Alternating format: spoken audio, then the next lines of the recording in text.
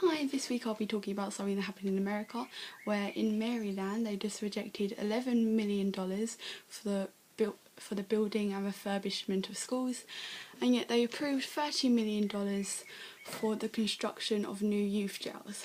And that's terrible. The prioritising of punishment, of punishing children instead of educating them, is a terrible thing to do.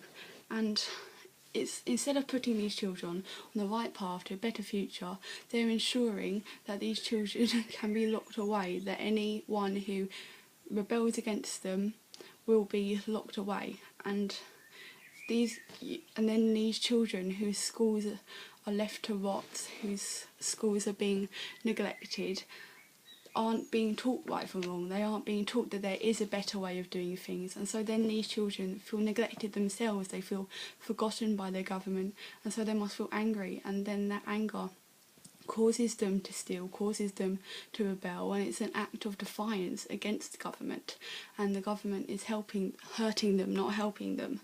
And so it becomes a pattern, like there are no schools, and so then children start to rebel, and so then more youth jails are needed, and so less money goes to schools, and so more children start to rebel, and so more youth jails are needed, and so less money goes to schools, and etc, and it's just a very vicious cycle.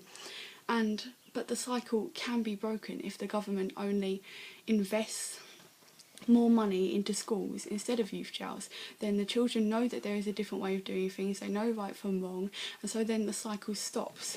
But really the government doesn't want people to know right from wrong.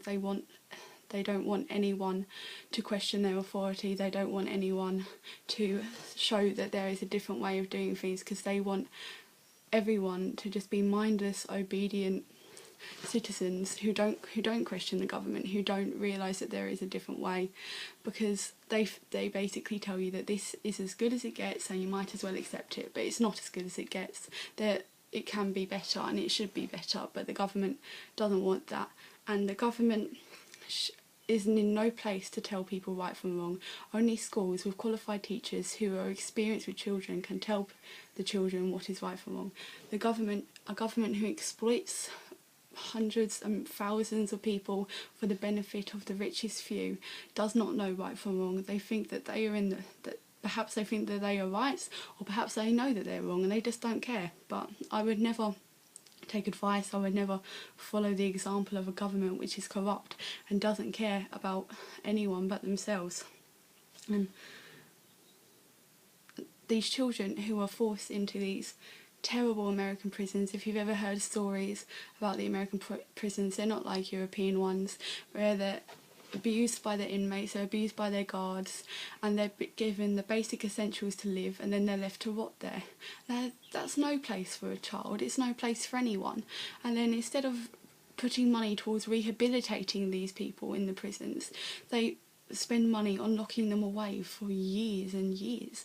And so instead of teaching these people that right from wrong, teaching them that there's a different way from criminal actions and they can live good, honest lives and become good citizens of the country, they just keep them locked away because they don't want.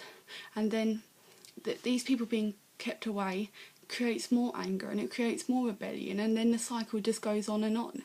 But instead of like helping these people and making sure that when they get out that they can become useful, valued members of society, they want to shut them down and crush their hopes so that they can't see that there is a different way, so that they see that the government's authority is absolute, and so that they can't question that.